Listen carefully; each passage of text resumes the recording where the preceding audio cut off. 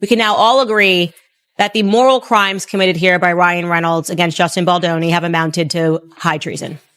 After having read through the amended lawsuit, Ryan absolutely must go home. And I have got some major scoops. I mean, everybody's talking because the sink is shipping and people want to get onto lifeboats. What I'm thinking is what Brian Friedman is going to say is, so you were upset that you say your wife was harassed. And he's going to say yes. And he's going to say, yet unaware of anybody, frankly, whose wife has been sexually harassed and has made jokes about that type of situation. Celebrities avoiding Blake Lively and Ryan Reynolds really goes to show that their careers are pretty much done and over. But funny enough, you can't find the entire video. I only found the clip. So it was very bizarre that clip just was sitting somewhere in the clouds and I couldn't find a full video, but that's what I found. Says he went in there. Ryan Reynolds starts gushing with praise about Blake Lively's rewrite. He says that meeting happened. And then a few hours later, Taylor Swift waltzes into the room and also... All right, here's where things start to unravel. What begins as industry chatter quickly escalates into something far more serious. Allegations, tension, and a growing narrative that refuses to stay buried. At the center of it all is Ryan Reynolds, once celebrated for his charm, now facing a storm of criticism tied to his connection with Justin Baldoni and Blake Lively. Conversations around lawsuits, alleged harassment, and questionable public behavior begin to stack up. What's striking isn't just the claims, it's the reaction. Clips disappear, narratives shift, and insiders begin speaking in fragments. Add in mentions of Taylor Swift appearing during key moments, and suddenly this isn't just gossip, it's a controlled narrative under pressure. The polished Hollywood image, it's starting to crack. Lively would certainly know because she did almost the exact same scene. Yeah. Wow. And it's strikingly similar. Some of the dance moves, the spitting of her. Now you could say, look, that's just fan theory, is that Ryan Reynolds saw that scene in It Ends With Us, and it was a trigger, and that he is, because there are some people who feel like he is the one who's driving all of this. He's and pulling telling the Blake. Strings behind. I don't think that seems very unfair to Blake Lively. That's to me, a pretty diabolical. Who also had an experience, she has said in her lawsuit that she was sexually harassed. Right. That theory completely minimizes her feelings here, but but some fans who are, of course, going to keep theorizing on this as long as it keeps. So is the idea out. that Ryan was jealous and he thought, oh, hey. Yes. And look, this has been like an ongoing theory that like Ryan Reynolds is the guy that's behind all of this because people feel that Justin Baldoni and Blake Lively were secretly in love while filming this. And if you listen to some of like the voice text that he sent her, it seems like a very, like they had originally like a very intimate conversation and like, you know, just their conversations were just very him speaking like at 2 a.m. love-like. Or that's just his voice at 2 a.m. Yes, but fans are really reading into this and they're like, you know, Ryan is so jealous of this relationship. He's trying to torpedo this. And look, at the end of the day, the scenes do kind of look alike. You know, the interaction, the camera angles, the dancing, but it's just another scene in any other. Now the spotlight shifts and things get personal. Behind the success of the proposal, tensions were quietly brewing between Reynolds and Sandra Bullock. What looked like effortless chemistry on screen reportedly masked frustration behind the scenes. Sources claim Reynolds' improvisational style didn't just enhance scenes, it disrupted them, undercutting emotional moments Bullock had carefully prepared.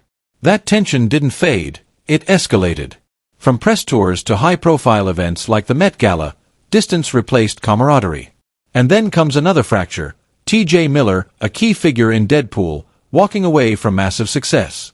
Claims of creative dominance, overshadowed roles, and explosive confrontations paint a picture of a set where control wasn't shared, it was taken. About Blake Lively's rewrite, he says that meeting happened, and then a few hours later, Taylor Swift waltzes into the room and also gushes with praise over the rewrite of the scene. And he says, and his words in the lawsuit are pretty clear, he says, it was clear to me that I was being pressured to go with Blake Lively's rewrite. He then wrote to Blake Lively and said, listen, that meeting was cool. I liked your pages anyway. You didn't really need to. I liked your pages even before Taylor and Ryan came out to. But this isn't just about conflict. It's about pattern. As more voices surface, the narrative deepens. Interviews, private messages, and podcast revelations begin reinforcing a consistent theme: control, pressure, and reputation management. Even Matthew Lawrence steps in, recalling early career behavior that hints this isn't new, it's just more visible now. The industry, once silent, starts echoing similar concerns. Meanwhile, public discussions spiral into theories: jealousy, influence, manipulation, especially around the dynamics between Reynolds, Lively, and Baldoni. Whether speculation or truth, one thing is clear: perception is shifting. What used to be dismissed as personality quirks is now being re-examined as a pattern of behavior. And in Hollywood, once patterns become visible, they're almost impossible to ignore. Nice. They followed me. I said, see, that's funny. That's a reveal because she's like, can we just stop? But then she's in your DMs like, girl, keep it going. My post and she's like, oh, your coverage on this is amazing. And I messaged her. She's like, you better keep going. And I'm like, wow, that's an exclusive. That's hilarious. I know. And the biggest, like, my favorite, I don't know if you ever watched Rizzoli and Isles. Yes. Dr. Isles has a podcast she's starting, and she messaged me. She wants me to come on.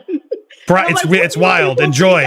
Well deserved. Well I love it. We'll talk more later. I would love, because I figured out where you are, but you're not in LA because we're filming a lot of people in LA, and I'd love to include you in our doc if you're willing, but we'll talk more about that as we go. But while I have you, we do have some Ryan Reynolds updates I wanted to share. And so rather than just play your video, I thought it'd be fun if we could actually get you on here. Notebook.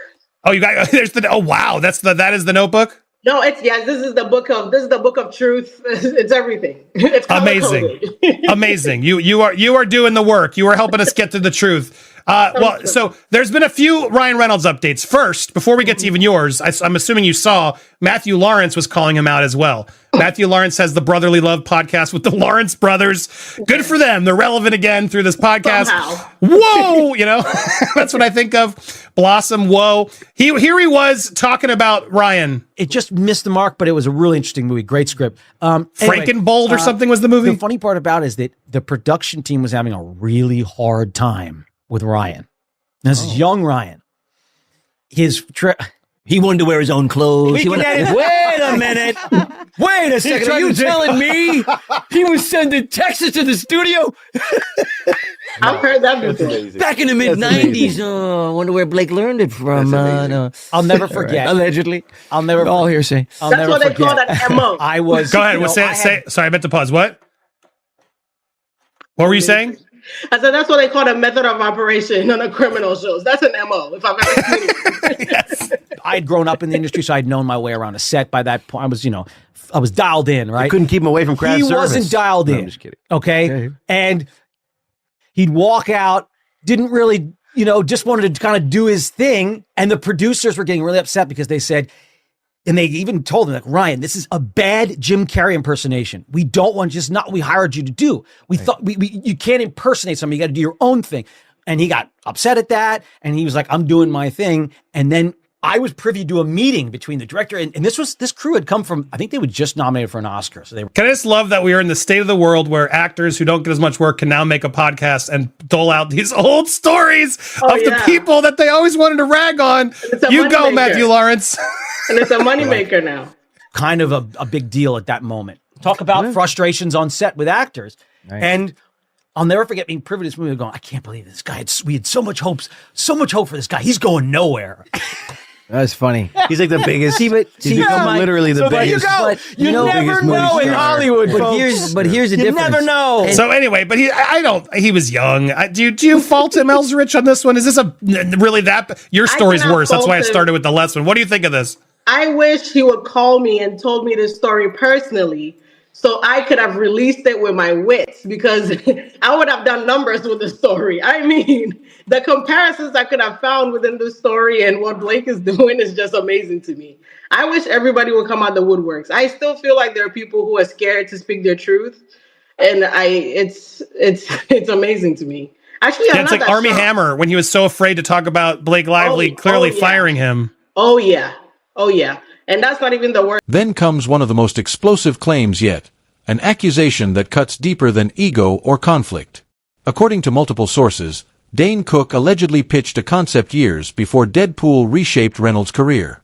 A bold, fourth-wall-breaking superhero idea, eerily similar to what would later dominate the box office. Coincidence? Maybe. But insiders suggest otherwise. Reports of private disputes, ignored requests for credit, and legal pressure begin to surface.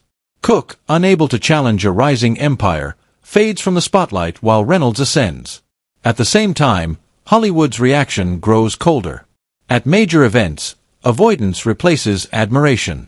Even icons like Paul McCartney appear as rare exceptions in a room increasingly divided.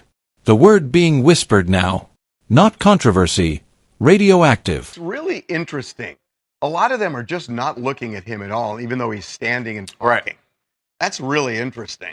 Uh-huh. And nobody's amused, it seems. Yeah, I mean, they just thought it was puzzling that they would be out considering all the things that have been said in this war between Blake and Justin. So now, that's not to say that they were completely ignored. From what we've heard, there were people who were talking to them. Paul McCartney, strangely enough, was hanging out with them. But there were other people who actually avoided them, is what we heard, that were just didn't want to get into conversation with them. Well, you can understand it. They're sort of radioactive. In one breath, Blake Lively is saying she was the subject of serious sexual harassment during the filming of It Ends With Us, and now they're making light of it on SNL's 50th reunion show. So tonally, it does seem off, and I can imagine people just wanting to stay away from it. You're going to catch shrapnel if you get involved in this drama at this point. You know what? That's probably the point. Like, can I tell you, you don't want to catch a stray. The craziest thing about everything that's unfolding. Okay, I get the Blake Lively thing, and I know that there is a history there that people have been talking about, and the war with Justin Baldoni. But to say the word radioactive in the same sentence as Ryan Reynolds is unbelievable. It's because we were not there. That's just not where Hollywood was, and it was the opposite. Complete opposite. Most beloved, one of the most beloved actors in this town.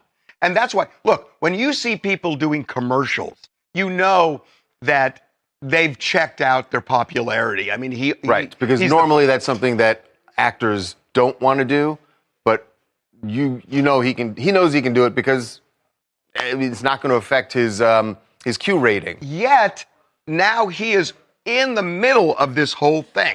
And really was in the middle of it. It's just nobody knew it until now. But it's breathtaking the way he's been kind of balled up in this whole thing. Yeah. And by the way, his lawyer, Justin Baldoni's lawyer, Brian Friedman, was on Billy Bush's podcast yesterday. And he had some choice words about Ryan Reynolds' choice words. What did you think when you saw, Ryan, make light of the situation? I guess try to find some humor in all this. I'm unaware of anybody, frankly, whose wife has been sexually harassed and has made jokes about that type of situation. I can't think of anyone who's done anything like that, and so it surprised me. So I got to tell you, all I'm thinking in my head is one word: deposition. Because when Ryan Reynolds sits for a deposition, if it gets that far, tell us about when you went in for the meeting and going over the script with SNL. Well, what I'm thinking is what Brian Friedman is going to say is, so you were upset that you say your wife was harassed. And he's going to say yes. And he's going to say, yet you kind of made a joke of it. Well, that's what he'll say. More than asking Ryan, he's going to put that question to Blake because she's sitting there. She's party to it and reacting to the lines. You're going to do it with both, but you're going to do it with Ryan. Right. You're going to do it with both. But my point is, do you say to Blake, you were sitting there, you co-signed on it. You co-signed on it.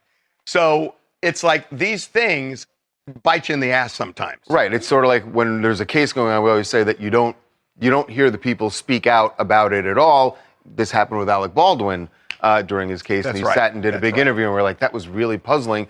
This is why. And just when it seems the story couldn't escalate further, it collides with late-night television power. Jimmy Kimmel, a gatekeeper of mainstream visibility, reportedly draws a hard line. What should have been a routine appearance turns into a backstage clash over control. Allegations suggest Reynolds attempted to hijack the show with unauthorized stunts, blurring the line between promotion and disruption. The result? Tension so thick it made it to air. But the real damage happened off-camera. Cancelled appearances, public jabs, and a relationship that insiders claim is beyond repair. In an industry built on alliances, losing a platform like Jimmy Kimmel Live isn't just awkward, it's strategic fallout. And by now, the pattern is impossible to deny.